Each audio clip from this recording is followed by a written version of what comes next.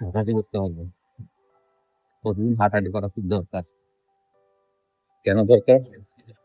কারণ কমপক্ষে ৩০ মিনিট হাঁটলে আপনার অনেকগুলো লাভ আছে।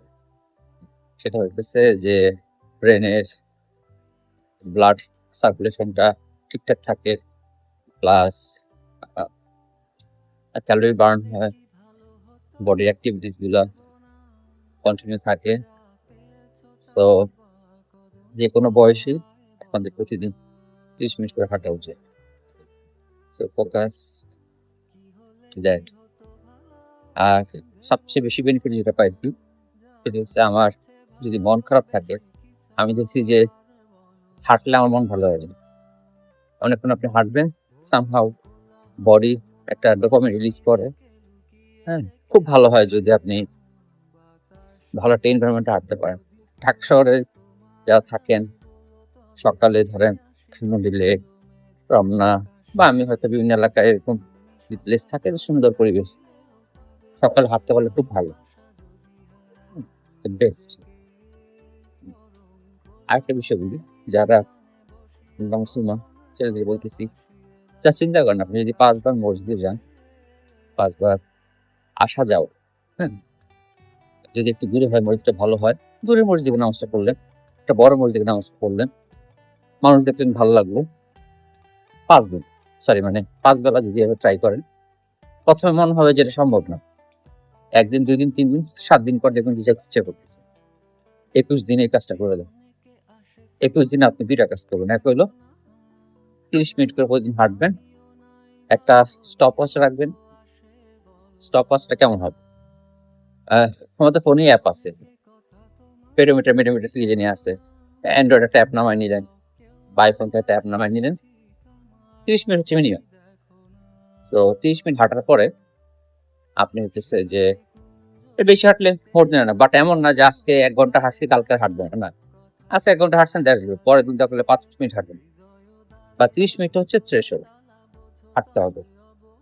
আর এমনভাবে হাঁটবেন না যে আচ্ছা আমার 30 মিনিট হাঁটতে হবে। এনজয় করবেন। Don't look into that watch. আশেপাশে মানুষ দেখবেন, এনজয় করবেন, মোমেন্টটার সাথে থাকবেন। কোনো দরকার নাই যে আচ্ছা আর 2 মিনিট 3 মিনিট না। ভুলেই যাবেন যে আপনি হাঁটতেছেন। মানে কয় মিনিট ধরে হাঁটতেছেন। হাঁটতেছেন। আর একটা হচ্ছে স্লাগিশ। হ্যাঁ? স্লাগিশ হাঁটা যাবে না। যেমন যে টেম্পো হাঁটলে লাভ নাই। বডি ক্যালোরি বার্ন করতে হবে। এখন একটু জোরে হাঁটলে ভালো।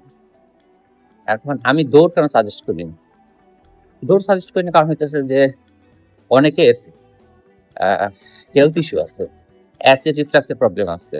আইবিএস এর প্রবলেম আছে। তারপরে ধরেন আপনার হুট করে অনেক হার্টবিট বেড়ে গেল। সো উই ডোন্ট নো, যেহেতু আমরা রেগুলার বডি চেকআপ করি না। সো আমাদের একটা লাইট এক্সারসাইজ ফোকাস করতে হবে, যেটা আমাদেরকে আসলে মানে সেফার, কোনো কস্ট নাই, মাচ ইজিয়ার। সো এটা হচ্ছে একটা বিশাল একটা বেনিফিট। সো 21 দিন যারা মানে কি মুসলমান এই টাইপের ছেলে বা মেয়ে তো ছেলেদের আর কি, যে 21 দিনের চ্যালেঞ্জ দিলাম। সেটা হইতেছে যে আপনি 21 দিন কমপক্ষে 3 থেকে 4 লিটার পানি খাবেন। আর পানি খাওয়ার নিয়ম হলো সকালে ধরেন পানি খেলেন, হয়তো আধা গ্লাস পানি খেলেন বা পুরো একটা গ্লাস পানি খেলেন। আর সারাদিনে একটা বোতল রাখবেন। সেই বোতলটাতে টুকটুক করে পানি খাবেন, একটু একটু করে। 500 ml এর একটা বোতল, হাফ লিটার একটা বোতল নিয়ে, প্লাস্টিকের বোতল, অফিসে বা যেকোনো জায়গায় গেলে ফিল্টার পানি ভরে খাইতেছেন। হ্যাঁ, ক্যারি করার জন্য ভালো। সো এটা হচ্ছে আরেকটা। থার্ড কি, আপনি যদি মানে বাসা থাকা হয় বেশি বা যেখানে থাকে 5 টাইমস মসজিদে গিয়ে 21 দিন নামাজ পড়বো জামাতের সাথে। হ্যাঁ, সো এখন বলতে পারেন যে অন্য ধরনের মানুষ তো আমাকে ফলো করে, তাদের জন্য কি সাজেশন? তার বাকি 2টা করবে, 30 মিনিট হাঁটবে, আর বাকি যেই পানি খাওয়ার যে কথা বলছি সে কাজটা করবে। আর তাদের তো আর কিছু কাজ, যোগা করা, তাদের নিজেরও হয়তো প্রার্থনা বা ডেডিকেশন বিষয় থাকে, তারা যদি মনে করে সেটা করলে peace they can do it. হ্যাঁ, so focus on your health, this is the priority. হ্যাঁ, আপনার শরীর ভালো থাকলে আপনার সব ঠিক, বাকি সবকিছু আপনার একসাথে আসবে। টাকা পয়সা সবকিছু, জীবনে ব্যর্থ হয়েছেন, সাফল্য ঘুরে দাঁড়ানোর জন্য যে fight, everything you can do if you can exist. So উপরওয়ালার কাছে শুকরিয়া করেন, আল্লাহর কাছে শুকরিয়া করেন যে আপনি বেঁচে আছেন, আপনি সার্ভাইভ করতেছেন এবং আপনার বর্তমান পরিস্থিতি থেকে অনেক খারাপ আছে। আরেকটা জিনিস শেয়ার করি, কালকে যে আমি মাঝখানে টাকা রেজ করছিলাম সেটা আমি পোস্ট করবো ফেসবুকে। টাকা রেজ করছিলাম কি জন্য? একটা মেয়ের জন্য, আমার ফ্রেন্ডের বাচ্চা 7 মাস 8 মাস বয়স, ওই বাচ্চার ক্যান্সার ছিল। কালকে ওর হচ্ছে অপারেশন হয়েছিল এবং 6 ঘন্টা অপারেশনের পরে বাচ্চাটা মারা যায়। সো আমরা টাকা তুলছি, তো আমি গ্রো ফান্ডমি থ্রুতে টাকা তুলছিলাম হচ্ছে 8-9 লাখ টাকার মতো, 7-8 লাখ। আর হইতেছে অন্যদিক থেকে ওরা হয়তো বা তুলছিল 25-30 লাখ, বাট অ্যামাউন্টের প্রয়োজন ওরা 1,60,70 লাখ টাকার মতো। তো বাকি টাকাটা আমার ফ্রেন্ড ম্যানেজ করছে নানা দিক থেকে হয়তো, কিন্তু বাচ্চাটা বাঁচতে পারেনি। চিন্তা করেন, 1 বছরের ছোট বাচ্চা, এত এত কেমো, রেডিওথেরাপি, অপারেশন, এত ফাইট করে সে দুনিয়াতে আলোটা দেখতে পারবে। সেখানে আমরা জীবনের কত বড় একটা অংশ পার করছি, এত কিছু দেখছি। হ্যাঁ, সো এটা একটু মাথায় রাখতে হবে। নেগেটিভ কমেন্টস, প্রায় দেখুন আমি নেগেটিভ কমেন্টসে রেসপন্স করি। To be honest, I am trying to learn. আমি জানি না আমাদের দেশের মানুষের কতটা টক্সিক হতে পারে। হ্যাঁ, মানে ভাই, এটা তো একটা সিম্পল একটা লজিক। মেসি যদি ফুটবল খেলে, ও ফুটবল রিলেটেড কন্টেন্টই থাকবে। হ্যাঁ, কেউ যদি গান গায়, সে গান রিলেটেড কন্টেন্ট থাকবে। তা আমি সম্পর্ক নিয়ে কথা বলি, তো ওইখানে এসে কিছু অসভ্য ছেলে মেয়ে, যেমন কালকে এক বেয়াদব বলছে আপনার কোনো কাজ নাই, এসব ফালতু প্রেম প্রীতি বাদে ফালতু টলক, মানে এসব কথা তো বলছে। আমার তাহলে অসভ্যের বাচ্চার তো দরকার নেই। আমি তো নোংরা মেয়েদের রিল বানাইতেছি না, অথচ এই বেয়াদবের বাচ্চা কিন্তু এটাও জানে যে এই সমাজে মেয়েরা রেপ হইতেছে, খুন হইতেছে, পরেকার শিকার হইতেছে, সে দুনিয়াতে বহু মানুষ হেট করা, ও কিন্তু ওদেরকে হেট করতেছে না, ওর হেটটা আমার উপরে, আমি ফালতু লোক। হ্যাঁ, কারণ আমি সম্পর্ক নিয়ে কথা বলি, এটা আমার দোষ। এই হচ্ছে অমানুষের বাচ্চাদের একটা অবস্থা। হ্যাঁ, তো এদেরকে মাঝে মধ্যে মনে হয় জাস্ট মাইরা ফেলি। হ্যাঁ, সমস্যা নেই, এগুলো সব ফেক আইডি ইউজ করে, নাইলে লুকায় থাকে, না এগুলার ধৈরা জাস্ট থানায় বলি। অসভ্য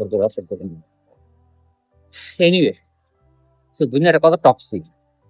হাঙ্গার নিয়ে আপনার রাগ হইতে পারে, অন্যায় নিয়ে আপনার রাগ হইতে পারে, অবিচার নিয়ে আপনার রাগ হইতে পারে, কোন ধর্ষণের রাগ হইতে, এগুলো নিয়ে কোনো রাগ নেই। এদের রাগ কি নিয়ে? আমি কেন প্রেম নিয়ে কথা বলি, আমি কেন প্রেম প্রীতি নিয়ে কথা বলি?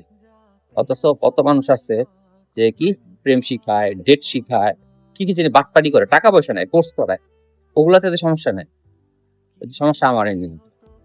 এটা একটা অসভ্য দেশ, অসভ্য দেশের অসভ্য মানুষ। হ্যাঁ, আরেকজন কালকে কমেন্টস করছে যে আপনি এগুলো বানায় বলেন।